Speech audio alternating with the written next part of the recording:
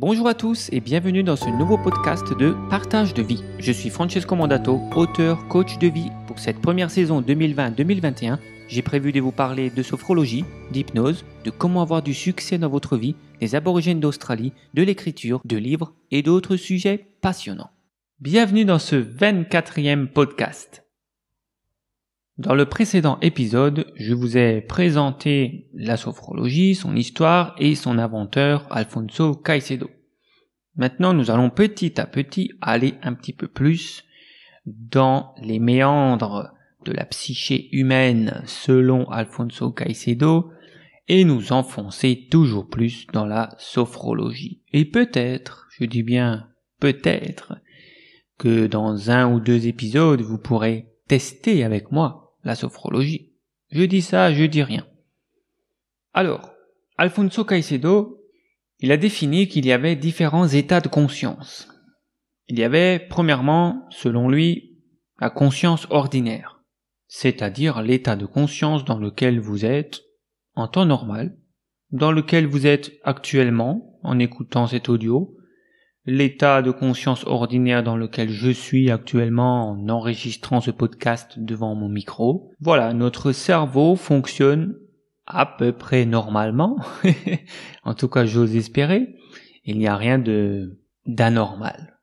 Ensuite, il y a la conscience pathologique, où là, il y a des choses qui peuvent être anormales. Une pathologie, c'est tout simplement lorsque votre cerveau ou votre corps physique ne fonctionne pas comme il devrait fonctionner à l'état normal. Une pathologie, pour Alfonso Caicedo, pourrait être un stress, une peur, une émotion forte, ou bien sûr un problème pathologique plus profond de la psyché, lorsque le cerveau ne fonctionne pas à sa normale. Ensuite, il y a le troisième état de conscience qui est appelé l'état de conscience sophronique. Sophronique, vous l'aurez deviné, de sophrologie. Et c'est l'état de conscience qui survient dans un être humain après avoir pratiqué un exercice de sophrologie. C'est un état de conscience dans lequel vous êtes détendu, mais en même temps alerte. C'est-à-dire que vous n'êtes pas mou, vous n'êtes pas détendu en mode zombie, vous êtes alerte, votre état de conscience est élevé, mais en même temps votre corps est relâché, détendu. Donc ça c'est très intéressant comme état d'être, c'est difficile de vous l'expliquer avec des mots, en fait il vaut mieux le ressentir, et la meilleure façon de le ressentir, c'est de pratiquer la sophrologie réellement vous-même. Donc, lorsque vous faites un exercice de sophrologie et que vous allez bien, donc que vous n'êtes pas dans une conscience pathologique, mais vous êtes dans une conscience ordinaire, eh bien, vous allez ressortir dans l'état de conscience sophronique. Donc, vous allez être mieux que bien.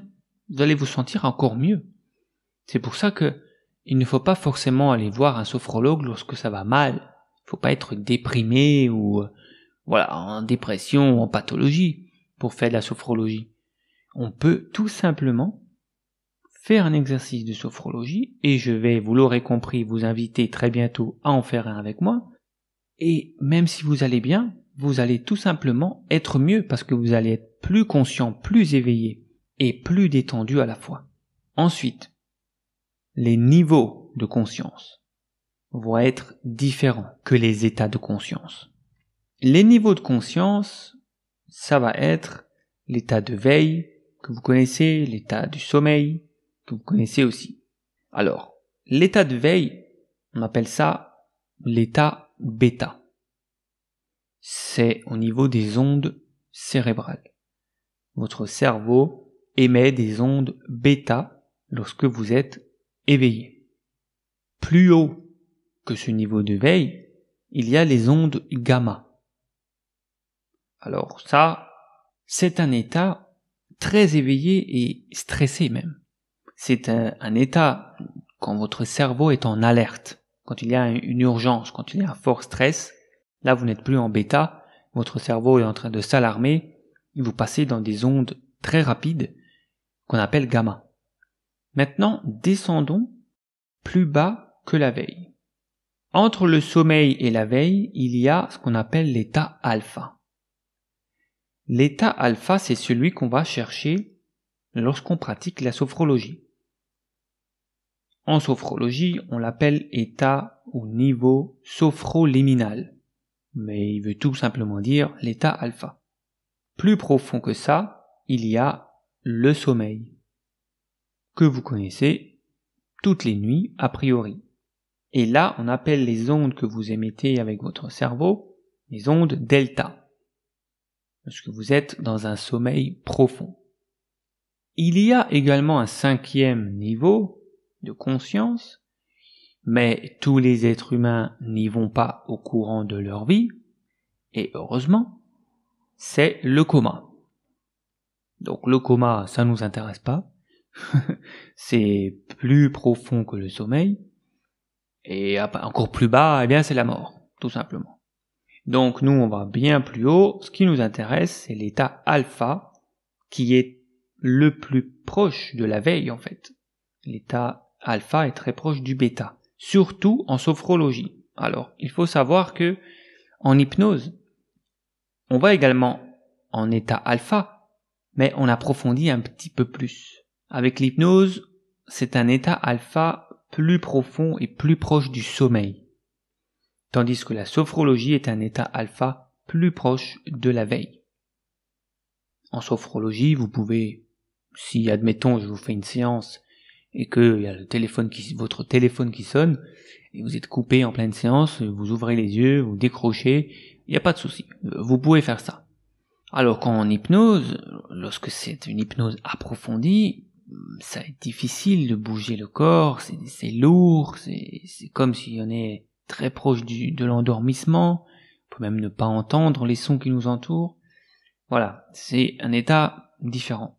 C'est toujours des ondes alpha, mais en sophrologie, on est un petit peu plus éveillé. Et en fait, pourquoi on est dans cet état plus éveillé? Parce que en sophrologie, on invite plus le patient à travailler avec sa conscience, à faire les choses par lui-même, à créer son propre film mental avec sa volonté.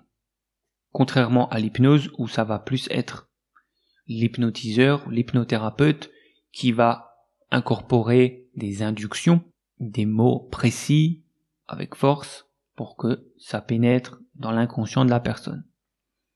En sophrologie, on va plus guider l'esprit conscient de la personne à faire un certain voyage. Mais le niveau de conscience est plus élevé, donc elle est plus consciente, c'est plus elle qui fait la chose. Alors, comment on atteint cet état alpha? Eh bien, il y a plusieurs techniques, il y a plusieurs étapes en fait. D'abord, on va suggérer à la personne de fermer les yeux. Parce que déjà, lorsque vous avez les yeux fermés, votre cerveau a moins de choses à analyser, il n'a pas le sens de la vue qui travaille, donc vous descendez déjà d'un état, en fait.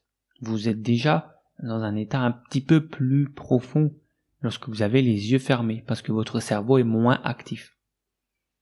Ensuite, le sophrologue va proposer un relâchement physique. Comment? Tout simplement par ces mots, par une façon de parler, un peu comme l'hypnose, des mots très doux, beaucoup de douceur,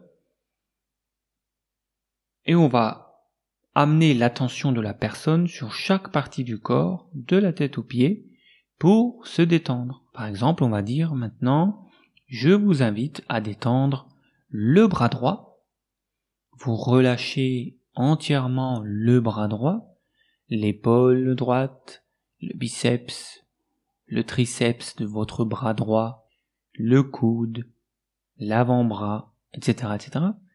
Ensuite, on passe au bras gauche. Voilà, vous m'avez compris, on fait comme ça toutes les parties du corps, les yeux fermés.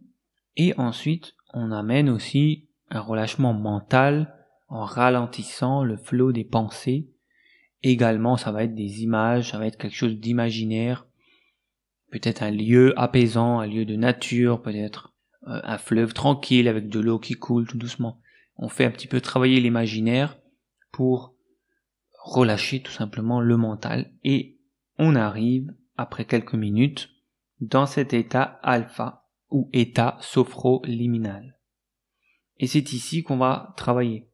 Donc c'est ici qu'on va puiser ce qu'il y a à puiser, incorporer ce qu'il faut incorporer de positif. Mais tout ça, je vous explique un petit peu plus dans le prochain podcast. Ensuite, une fois qu'on a travaillé cette chose à laquelle on veut améliorer avec la personne, on va faire ce qu'on appelle la désophronisation. Alors certains l'appellent le réveil, mais c'est pas un réveil, puisque en sophrologie, vous ne dormez pas. Ça n'a rien à voir. Donc c'est ce qu'on appelle la désophronisation, dans laquelle le thérapeute va vous inviter à reprendre votre conscience dans votre corps physique. C'est-à-dire que vous allez repenser à votre corps physique, parce que, rappelez-vous, pendant un instant, on a fait imaginer des lieux ou quelque chose. Donc on invite la personne à reprendre conscience de son corps, à bouger, s'étirer, etc., à reprendre une grande inspiration pour éveiller de nouveau le corps, à se redresser et revenir dans l'état normal en ouvrant les yeux, en revenant dans l'ici et maintenant, dans la pièce dans laquelle nous nous trouvons. Et là donc, lorsqu'elle ouvre les yeux, elle est dans ce qu'on appelle l'état sophronique, qui est indescriptible par mes mots. Encore une fois, je vous invite à pratiquer très bientôt. J'espère que ce nouvel épisode vous a plu.